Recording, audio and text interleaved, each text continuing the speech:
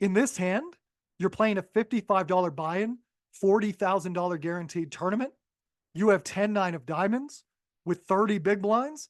Here, would you like to fold, call, or raise?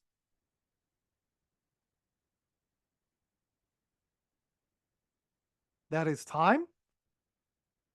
There was a time I would be a little bit more hesitant about raising this into 3 short stacks, but people call so much more from short stacks now. I don't mind raising it. People used to just shove or fold, so you didn't even get to see the flop as much. So we get called by the small blind and the big blind here.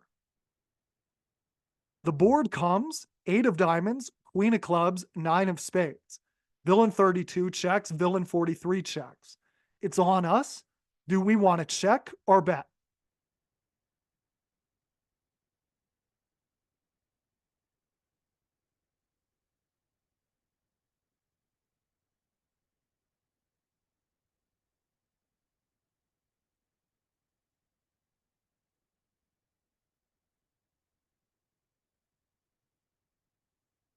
We bet 2.5 big blinds.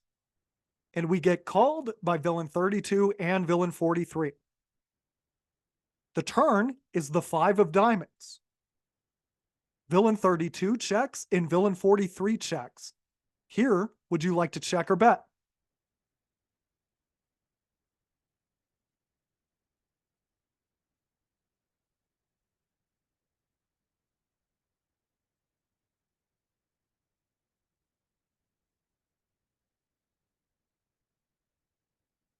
We check. The river is the 7 of diamonds. Villain 32 checks. Villain 43 checks. It's on us. Would we like to check or bet?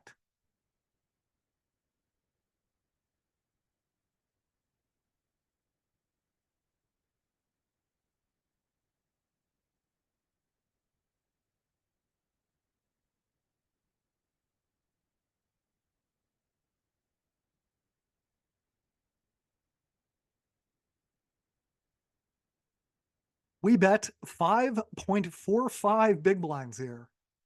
And notice that no one calls. Let's break down this hand. So pre-flop, we discussed, and on the flop, we have some options.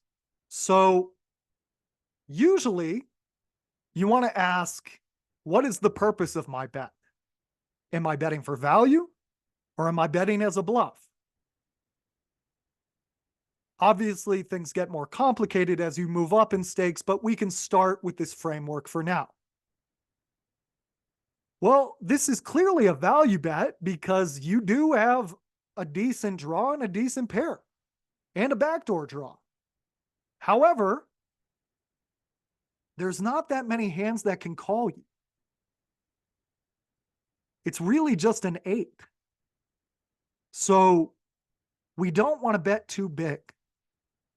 We would love to get called by 6, 7. We would love to get called by random 8s that called out of the big blind.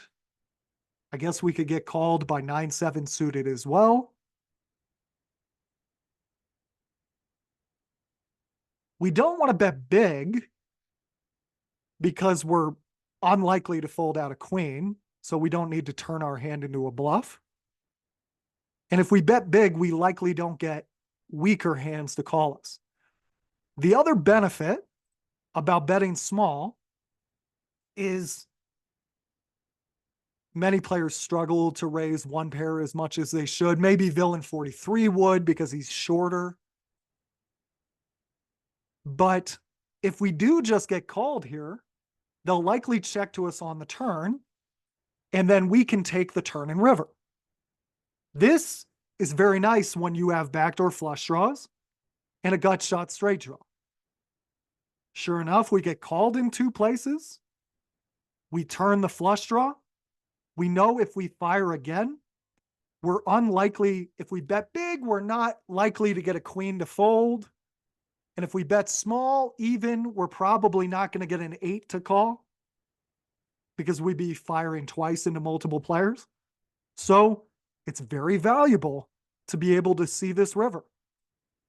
So we see this river and we river our flush. And both players check. Now, this tends to be the spot where most low stakes players, most low to mid stakes players will go, I hit my flush. Awesome. I'm going to bet big now. Well, what's the problem? Our opponents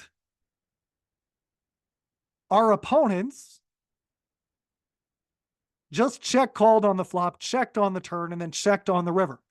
Their range doesn't look that strong. They likely would have check raised a set or a two pair on the flop. On this river, they likely would lead. You would think they would lead with some straights. You would think they would lead with some two pairs. So what they have most of the time is just one pair holding on for dear life that hates this river card. So we don't want to blast it because pairs aren't going to pay that off. So we beg.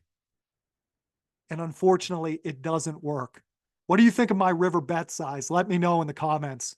If you enjoyed this, to get more content just like this, go to pokerheadrush.com. That website, one more time, pokerheadrush.com.